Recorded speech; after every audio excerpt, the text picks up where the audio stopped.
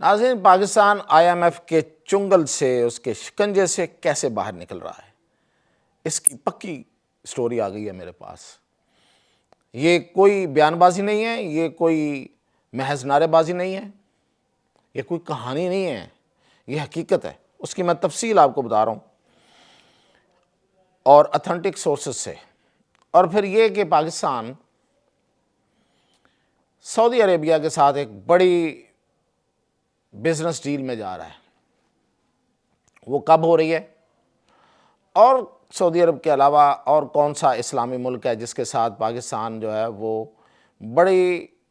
بہت بڑے پیمانے پہ سینکڑوں کی تعداد میں کمپنیوں کا بزنس آپس میں ہونے جا رہا ہے، معاہدے ہو گئے ہوئے ہیں، اس کا اعلان ہوگا۔ اور پھر یہ کہ PIA کے بعد کچھ اور بھی ہاتھ میں ہے جس کو نجی شعبے میں دینا، وہ کیا ہے؟ تو ان سب خبروں کے ساتھ میاں طاہر۔ تو سب سے پہلے تو میں آپ کو بتاتا ہوں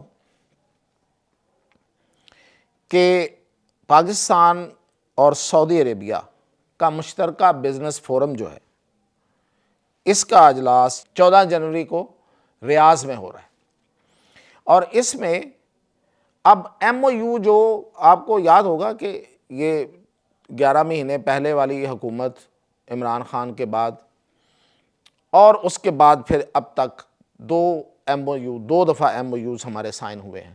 MOU ہوتے کیا ہیں؟ یہ کسی معاہدے سے پہلے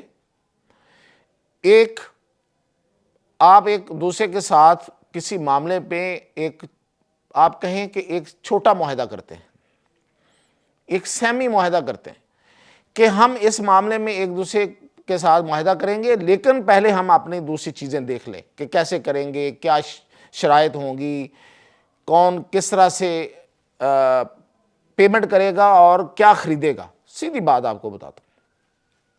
پھر اس میں جو ماہرین ہوتے ہیں وہ بیٹھ کے ساری چیزیں سمجھتے ہیں، اور اس کے بعد پھر جا کے معاہدہ ہو جاتا ہے۔ جب معاہدہ ہوتا ہے تو اس کا مطلب یہ ہوتا ہے کہ دونوں ملک جو ہیں وہ انہوں نے ایک سٹامپ پیپر کر لیا کہ اب ہم جناب اس کام میں ایک دوسرے کو، اور پھر پیمنٹ شروع ہو جاتی ہے۔ مثال کے طور پہ اگر کوئی مثلا ریکوڈیک ہے جو ہمارا اتنا بڑا، جہاں پہ معدنیات نکل رہی ہیں، سونا نکل رہا ہے، وہاں سے تانبا نکل رہا ہے، وہاں سے اور بہت سی معدنیات ہیں، اور پھر پورے بلوچستان میں آپ کو پتہ ہے کہ وہاں پہ میں آپ کو بتاتا رہتا ہوں کہ کتنی زیادہ معدنیات ہیں، یعنی کہ وہ معدنیات، وہ منرلز جس کو پوری دنیا ڈھونڈتی پھر رہی ہے، اور وہ پاکستان میں ہیں۔ پاکستان نے آج تک ان کو ہاتھ ہی نہیں لگایا تھا، ان ٹچ، تو اب وہ نکلیں گی۔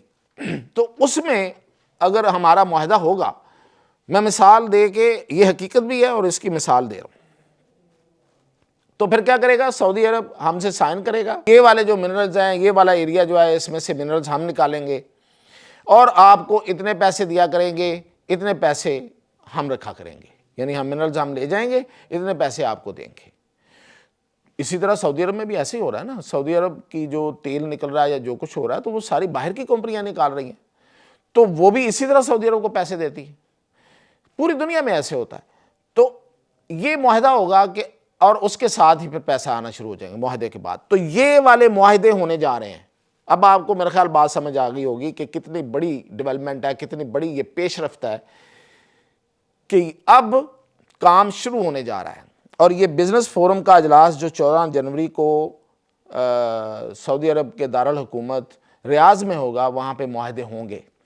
اور اس میں جو سب سے بڑی خبر ہے وہ یہ ہے کہ جو خواجہ آصف نے پرسوں بات کی، لوگوں نے اسے، کسی نے سیریس لیا، کسی نے مذاق میں اڑا دیا، خیر وہ لوگوں کا اور خواجہ آصف کا معاملہ ہے۔ میں نے اس خبر کی جب تصدیق کی تو میں یہاں تک پہنچ گیا، یہ معاہدے بھی مجھے وہاں سے ہی ملے ہیں۔ اب خبر یہ آ رہی ہے، یہ ایک برطانیہ کا ایک خبر دینے والا ایک ادارہ ہے بڑا مشہور، اور اس کی خبریں بہت کم غلط ہوتی ہیں، اکثر صحیح ہوتی ہیں، رائٹرز کی یہ خبر ہے، اور اس نے صرف سعودی عرب سے بات نہیں کی، اس نے پاکستان کے حکام سے بھی بات کی ہے۔ تو اس نے خبر دی ہے کہ پاکستان کو سعودی عرب نے جو $2 ارب دے رکھا ہے، جو ایک عرصے سے ہمارے خزانے میں پڑا ہے، اسٹیٹ بینک میں پڑا ہے. اور وہ جو 2 ارب ڈالر ہے بیسیکلی وہ اس لیے دیا ہوا تھا کہ وہ آئی ایم ایف کہہ رہا تھا کہ آپ کے اسٹیٹ بینک میں اتنے پیسے پڑے ہونے چاہیے پھر ہم قرض دیں گے.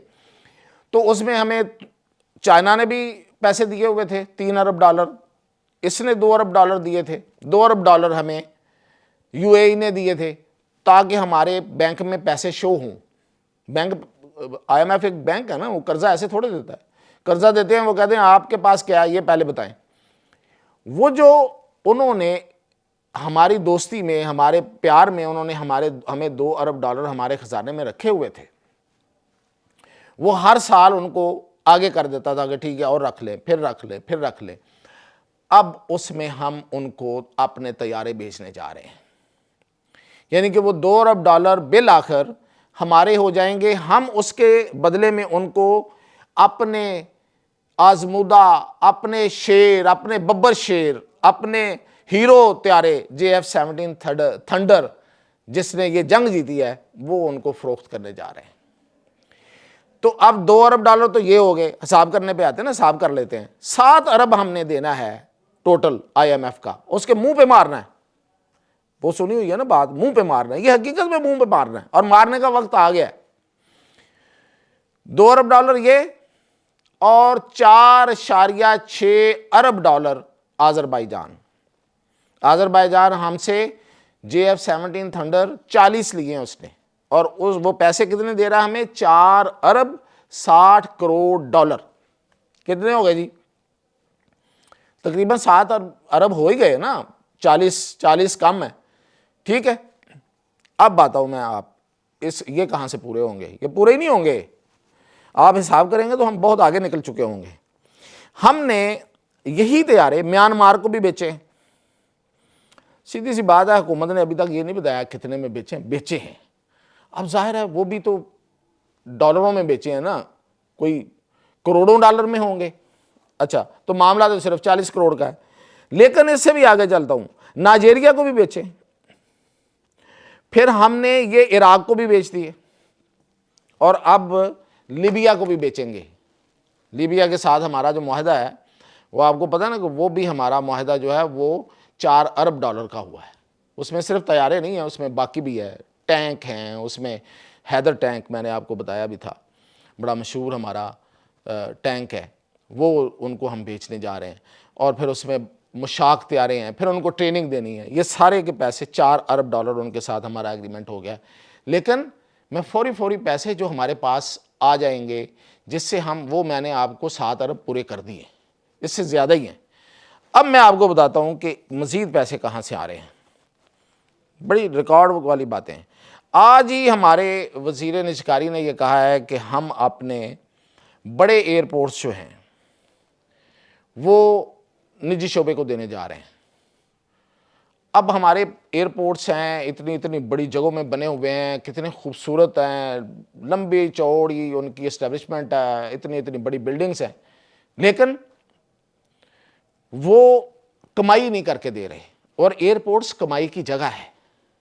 تو جب اس کو پرائیویٹ شعبے میں دیں گے ہم، جس طرح ہم نے PIA دی ہے، تو وہ اس سے پھر پیسہ جنریٹ ہونا شروع ہوگا. تو اس سے ہمیں جی 700 ملین ڈالر مل رہے ہیں. 700 ملین ڈالر سے 1 ارب ڈالر کی ہمیں، اس نے کہا ہے، یہ میں نہیں کہہ رہا، یہ سرکاری بندہ کہہ رہا ہے، 700 ملین ڈالر سے 1 ارب ڈالر تک ہمیں ان سے ملنے کی توقع ہے.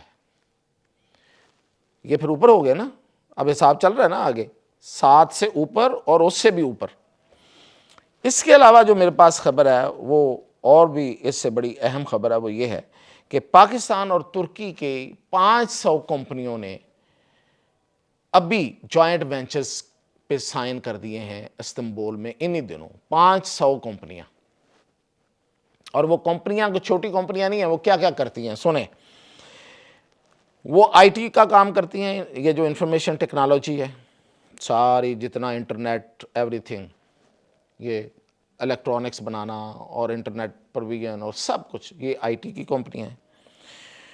اس میں انرجی کی کمپنیاں ہیں، توانائی پیدا کرنے کی کمپنیاں ہیں، یعنی کہ بجلی، گیس، یہ ساری اس کی کمپنیاں ہیں. پھر ٹیکنالوجی ہے، مختلف ٹیکنالوجی ہے، اس کی کمپنی ہے. اور پھر اس کے علاوہ شہری سروسز ہیں. آپ کو پتہ ہے کہ سب سے پہلے لاہوری تو جانتے ہیں کہ لاہور کو صفائی کا جو ٹھیکہ دیا گیا تھا یہ بھی ایک ترک کمپنی کو دیا گیا تھا, شہباز شریف نے دیا تھا. وہاں سے تو اصل میں صفائی کا تصور آیا تھا. تو یہ جتنی سروسز ہیں ان میں ہم کمپنیاں جو ہیں دونوں طرف, یہ نہیں ہے کہ صرف ترک آئیں گے, ہم بھی ادھر جائیں گے, ان کے ساتھ ہوا ہے. ٹورزم میں ہوا ہے, یعنی کہ ترکی یہاں اور ہم ترکی کے ساتھ ٹورزم یہ معاہدے ہوئے ہیں. اور پھر جو سب سے بڑا ہے شعبہ وہ کون سا ہے, وہ ہے دفاع کا, ڈیفنس کا, مشترکہ پروڈکشن کا.